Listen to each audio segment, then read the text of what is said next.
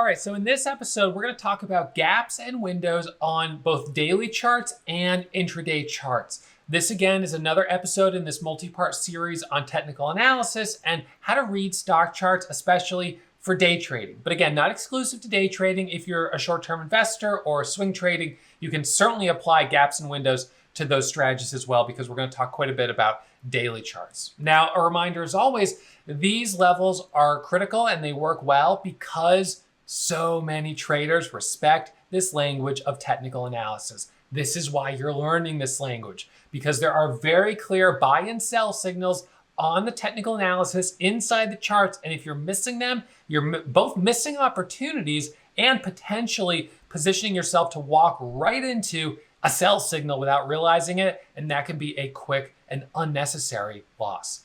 So let's talk first about how a gap is formed. So gaps are very common on daily charts of stocks, and the way they're formed, and I'll switch to the whiteboard here, is by a stock trading one day. Let's say, I'll just draw like a bunch of days here. Let's just pretend these are regular candlesticks. And then the next day, the stock has terrible news and it opens down here. So the gap on the chart is from here to here. Now, technically, each one of these levels, if it opened higher than the previous day, is a gap. So a gap is opening higher or lower than previous day. Okay, so we can have stocks that gap up, we can have stocks that gap down. But what ends up happening on the daily chart during a gap, and you can see this is an example right here of a chart with the blue highlighting the gap down. You have this big space. And the way I look at a gap like this is that this is an area where you have literally no resistance and you don't have any support because it just broke through that whole area. So we have a strategy that's called gap fill. Now, the gap fill strategy is when we look at a stock that's gapped down and then starts coming back up here. We look at this potential area from here to here. This is gap fill way up here. So as it starts to break into the gap, it has no resistance on a technical level until this area here, unless you have a level such as your 200 moving average that's going to cross in the middle. And if you have that, then that's your first level of resistance at the 200. If you can break through that, then you've got room up to here and you've got gap fill. So these are gaps on the daily chart. Gaps are extremely common. Now, what's a little bit different is when we have what are called windows. A window on the daily chart is when you have, let's see, so we'll do this, I'm trying to think. So we'll do a couple candles going up here and then a couple candles. We'll have one that drops down and then two more right here. Okay, so now as this stock starts coming back up right here, it has not a gap, but a window from here until here. Okay, so this window is formed by a very long candle. So once you're into this area, you have no resistance and no support. I say that, but I'll hesitate for 1 second because it's possible that if this is a daily chart, if you looked at this candle intraday on the 5-minute, it's possible that inside this candle that there was a very high level of support, maybe halfway through the candle before it rolled over again. So now as we come back up on the daily chart, it's going to look like we do have room all the way back up to this level here. But if you look at this on a 5-minute level, a 5-minute time frame, you may see that we're going to have possible resistance here.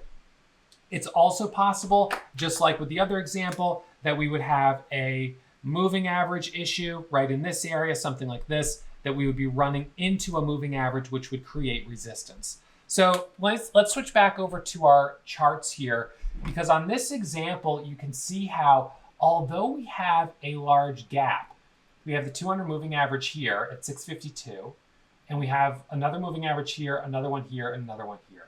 So this ends up creating resistance on this chart, and it really ends up making it so it's not really that great of a chart. Even though you do have a gap, it's not that great of a chart. This is another example of a chart that has a gap.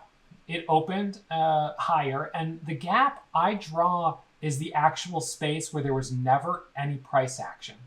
Some people might draw it from the close to the open, but I wouldn't do that because you have the low and you have the high here. And so to me, this blue area is the actual gap. So if this stock starts to come down, we would look to see if it breaks this low. It has no support until right down here, which gives you a little gap area where you could have a bit of a free fall. The stock could drop very quickly.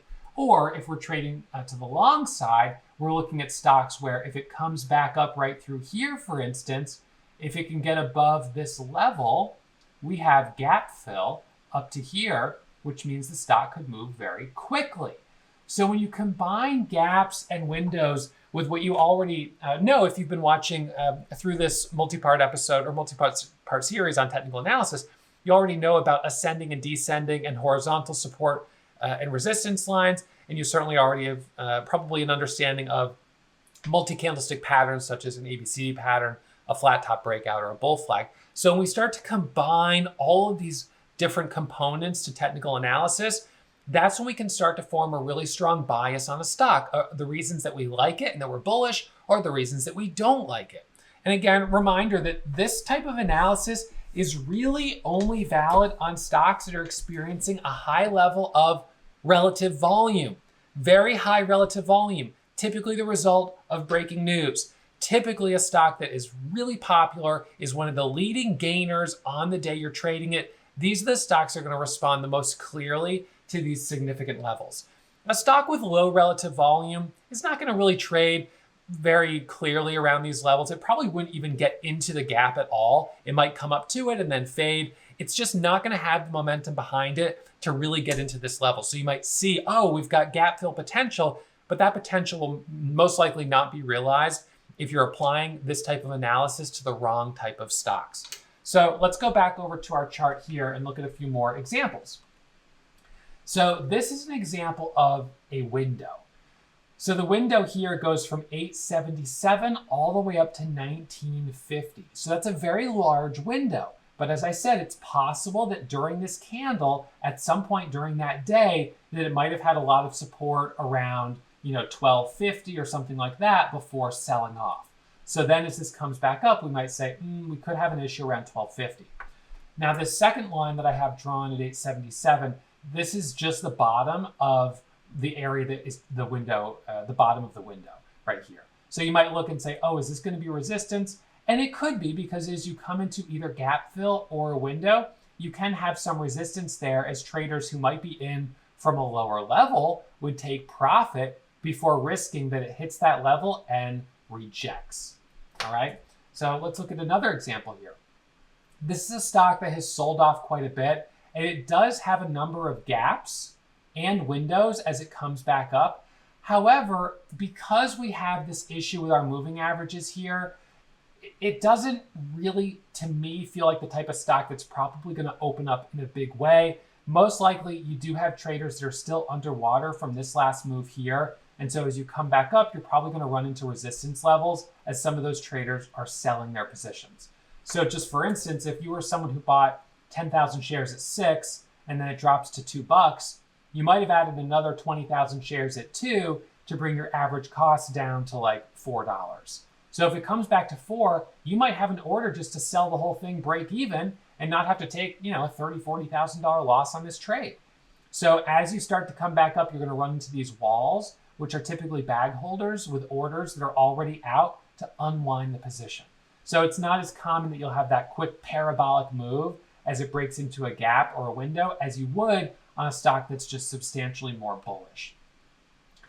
This is one where it has been at this low level for quite some time. It finally breaks through and you get almost a perfect example of gap fill. Now, these are the types of charts. We have so many examples of this that we go through where you see examples of gap fill, examples of windows. But I just wanted to present enough to give you an idea of what you need to start looking for if you're out there doing your own technical analysis and trying to understand these levels. Now, again, this is not a strategy. This is just helping you learn the language of technical analysis. If you want to learn more about strategy, down below, I'll put a link in the description where you can download my micro pullback PDF. All right, so the micro pullback PDF is actually a strategy document, and that outlines the strategy that I trade of buying micro pullbacks. Because what we often see is as a stock squeezes up, if we have this big window, it squeezes up right here, gets into that window, pops up, and then it pulls back just for a moment before ripping higher.